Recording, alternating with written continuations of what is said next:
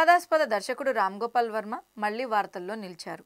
Piracy విషయంలో social మీడియాలో ఆయన చేసిన కామెంట్స్ ఇప్పుడు పెద్ద చర్చనీయాంశంగా మారాయి. తనదైన స్టైల్లో వర్మ స్పష్టంగా, కఠినంగా, తప్పకుండా వినిపించేలాగా స్పందించారు. పైరసీని ఎప్పటికీ ఆపలేమని వర్మ స్పష్టం చేశారు. ఎందుకంటే పైరసీని ఎప్పటికీ పూర్తిగా ఆపడం అసాధ్యం. కారణం టెక్నాలజీ బలం కాదు, పోలీసింగ్ బలహీనత కూడా కాదు. అసలు కారణం పైరసీ సినిమాలు చూసే జనాలు ఉన్నంతకాలం వారికి సరఫరా చేసే వాళ్ళు ఎప్పటికీ పుడుతూనే ఉంటారని వర్మ స్పష్టం చేశారు. అదేవిధంగా రాబిన్హుడ్ను హీరో అని చెప్పడం మూర్ఖత్వం అని వర్మ అంటున్నారు.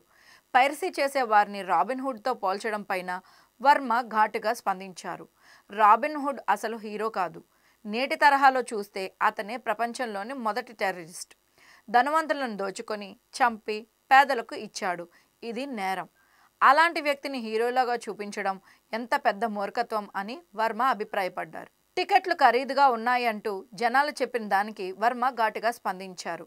అయితే టికెట్ రేట్లు ఎక్కువగా ఉన్నాయని చెప్పి పైరసీని సమర్థించే వారిని కూడా వర్మ ఏమాత్రం విడిచిపెట్టలేదు. అదే లాజిక్తో చూస్తే BMW షోరూమ్ను దోచుకొని కార్లను పంచాలా?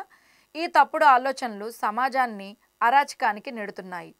సినీ పరిశ్రమలో ఉన్నవాళ్లు కూడా డబ్బు, సమయం, సౌలభ్యం కోసం పైరసీని చూస్తున్నారని ఆయన నేరుగానే ఆరోపించారు. అయితే పైరసీని ఆపడానికి వర్మ సూచించిన సెన్సేషనల్ సొల్యూషన్ ఏంటంటే పైరసీ కంటెంట్ ఇచ్చేవారిని పట్టుకోవడం కష్టం, కానీ చూసేవారిని పట్టుకోవడం చాలా ఈజీ. ఒకసారి 100 మందిని పైరసీ వీక్షకులను అరెస్ట్ చేసి వారి పేర్లను పబ్లిక్లో పెడితే పైరసీ 80% తగ్గిపోతుందని వర్మ అభిప్రాయపడ్డారు. మరి ఈ విషయం పైన మీ అభిప్రాయం ఏంటి? వర్మ చెప్పింది నిజమేనా, లేకపోతే మరీ ఓవర్ అయ్యారా? కమెంట్లో చెప్పేసేయండి. వీడియో నచ్చితే కనుక లైక్ చేయండి. ఇలాంటి అప్డేట్స్ కోసం మా ఛానల్ని సబ్స్క్రైబ్ చేయండి.